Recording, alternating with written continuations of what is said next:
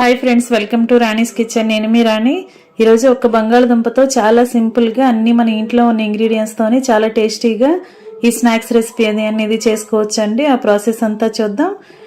Tea time స్నాక్సే కాదండి, చిన్నపిల్లలు కూడా చాలా ఇష్టంగా ఎంజాయ్ చేస్తూ తినొచ్చు. ఆ ప్రాసెస్ అంతా చూద్దాం. వీడియోని ఫస్ట్ నుంచి లాస్ట్ వరకు చూడండి, మధ్య మధ్యలో స్కిప్ చేయకుండా చూడండి.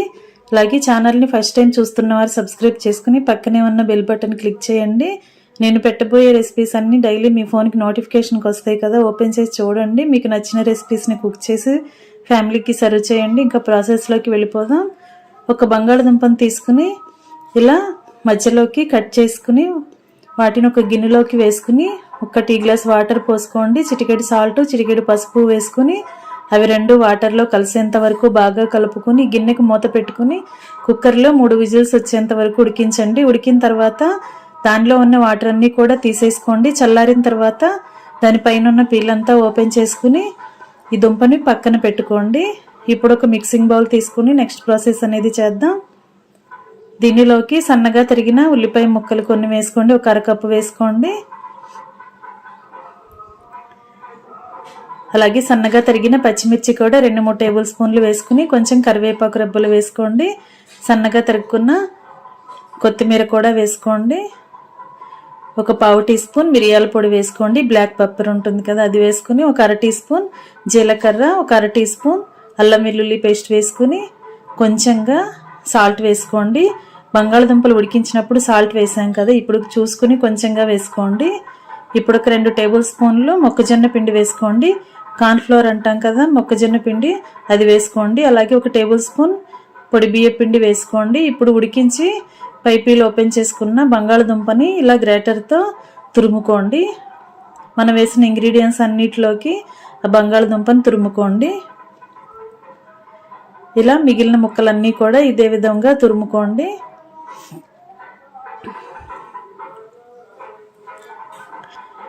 తురుమంతా కూడా ఇలా వేసుకున్నాం కదా, ఇప్పుడు ఒక టేబుల్ స్పూన్ పంచదార వేసుకోండి. షుగర్ అండి, పంచదార వేసుకున్నాం కదా. ఇప్పుడు ఒక అర టీ స్పూన్ వెనిగర్ వేస్తున్నాను. వెనిగర్ ప్లేస్లో మీరు నిమ్మరసమైనా యాడ్ చేసుకోవచ్చు. ఇప్పుడు మనం వేసిన ఇంగ్రీడియంట్స్ అన్నీ కూడా బంగాళదుంపకు పట్టేంత వరకు బాగా కలపండి. చేత్తో ఇలా మొత్తం అన్నీ కలిపినట్లయితే మనం వేసిన ఇంగ్రీడియంట్స్ అన్నీ కూడా దుంపకి బాగా పడతాయి.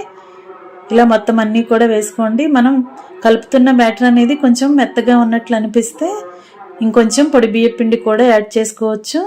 ఇప్పుడు ఒక గిన్నెలోకి ఆయిల్ని వేసుకుని చేతికి ఆయిల్ని అప్లై చేసుకుంటూ ఇలా కొంచెం కొంచెంగా మనం కలుపుకున్న పిండి ముద్దని కొంచెం కొంచెంగా తీసుకుని ఇలా కట్లెట్ లాగా చేసుకోండి.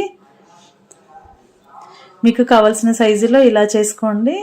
ఇవన్నీ కూడా ఒక ప్లేట్లోకి పెట్టుకుందాం. ముందుగా ప్లేట్కి ఆయిల్ అప్లై చేయండి. మనం పెట్టుకోబోయే కట్లెట్లన్నీ కూడా ప్లేట్కి అంటుకుపోకుండా మనం తీసుకునేటప్పుడు ఈజీగా రిమూవ్ అవుతాయి.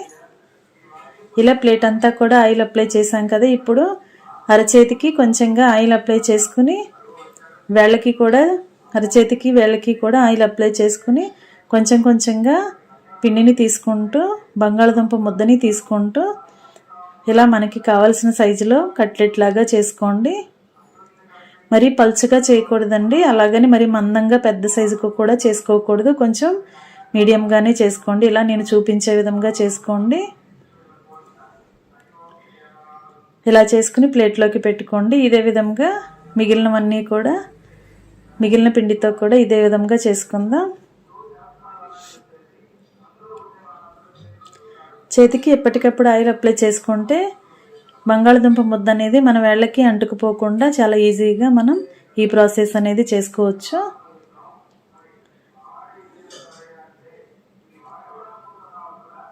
ఇలా మొత్తం అంతా కూడా ఈవెన్గా స్ప్రెడ్ అయ్యేలా చేసుకోండి. మధ్యలో కానీ చివరి అంచులకి కూడా ఒకేలాగా ఉండాలంటే మరీ మందంగా ఉండకూడదు, మరీ పలుచగా కూడా ఉండకూడదు.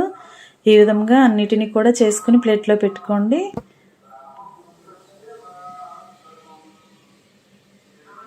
ఇప్పుడు నెక్స్ట్ ప్రాసెస్ అనేది చూద్దాం.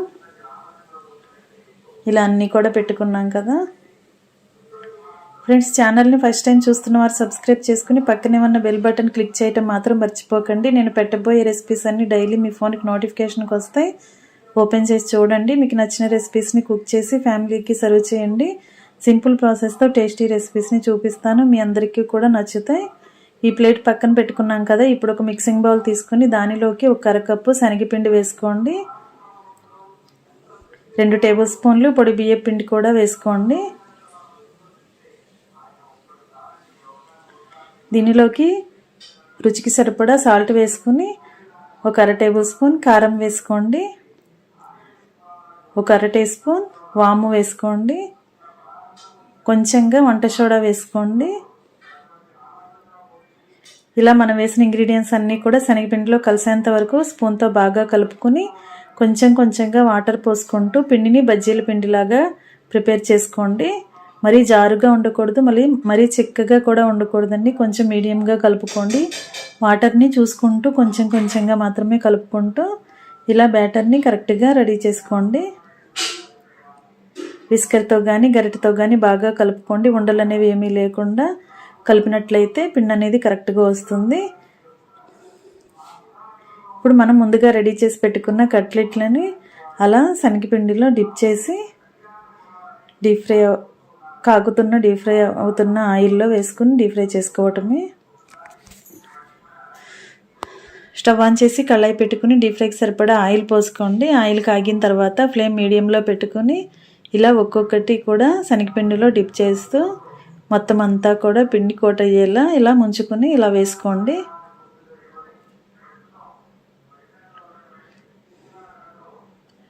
పిండి అనేది మరీ జారుగా ఉంటే బంగాళదుంప ముద్దకి పిండి అనేది కరెక్ట్గా పట్టదండి. కొంచెం పిండిని చెక్కగా కలుపుకోండి. మరీ చెక్కగా ఎక్కువగా కలిపినట్లయితే దుంపకి ఎక్కువగా అంటుకుపోయి మనం శనగపిండి తింటున్న టేస్ట్ తెలుస్తుంది, కానీ లోపల బంగాళదుంప టేస్ట్ అనేది ఎక్కువగా తెలియదు. మనం కరెక్ట్గా శనగపిండిని కలుపుకున్నట్లయితే ఈ రెసిపీ అనేది చాలా టేస్టీగా ఉంటుంది. ఒకవైపున బాగా డీప్ ఫ్రై చేసుకున్న తర్వాత రెండో వైపు కూడా డీప్ ఫ్రై చేసుకోండి. ఇదే విధంగా కరెక్ట్గా అయిన తర్వాత డీప్ ఫ్రై అయిన తర్వాత ఆయిల్ నుండి తీసేసుకుందాం. ఫ్లేమ్ మీడియంలో పెట్టుకుని డీప్ ఫ్రై చేసుకున్నట్లయితే లోపల వరకు ఉన్న బంగాళదుంప ముద్దంతా కూడా చాలా క్రిస్పీగా ఫ్రై అవుతుంది. తింటున్నప్పుడు టేస్ట్ అనేది చాలా బాగుంటుంది. ఈ విధంగానే ఆయిల్ నుంచి తీసేసుకుని వేరొక ప్లేట్లో పెట్టుకోండి. ఇదే విధంగా మిగిలినవి కూడా సేమ్ ప్రాసెస్తో శనగపిండిలో డిప్ చేస్తూ కళాయిలో వేసుకుని డీప్ ఫ్రై చేసుకోవటమే.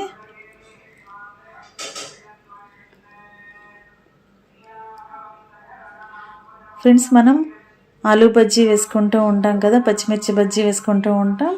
ఒకసారి ఇలా బంగాళదుంప ముద్దతో ఇదే విధంగా చేసుకుని చూడండి. టేస్ట్ చాలా బాగుంటాయి. ఒకసారి వేసుకున్నారంటే ఇంట్లో అందరికీ నచ్చుతుందండి. ఈ రెసిపీ అనేది ఖచ్చితంగా మీరు కూడా ట్రై చేయండి.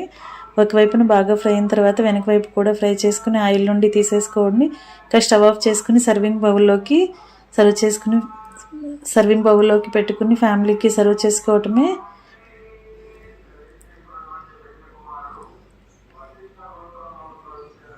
ఇంకా ఇలా వేడివేడిగా సర్వింగ్ బౌల్లోకి వేసుకుని ఫ్యామిలీకి సర్వ్ చేసుకోండి. చాలా టేస్టీగా క్రిస్పీగా ఉండే స్నాక్స్ రెడీ అయిపోయండి. మీ అందరికీ వీడియో నచ్చినట్లయితే లైక్ చేయండి. మీ ఫ్రెండ్స్కి ఫ్యామిలీ మెంబర్స్కి రెసిపీ షేర్ చేయండి. మీరు కూడా కుక్ చేసి మీ కామెంట్ని నాతో షేర్ చేసుకోండి. వీడియో నచ్చితే లైక్ చేసుకోవటం మాత్రం మర్చిపోకండి. ఛానల్ని సబ్స్క్రైబ్ చేసుకోండి. మరొక రెసిపీతో మళ్ళీ కలుద్దాం. Thanks for watching. నేను మీ రాణి.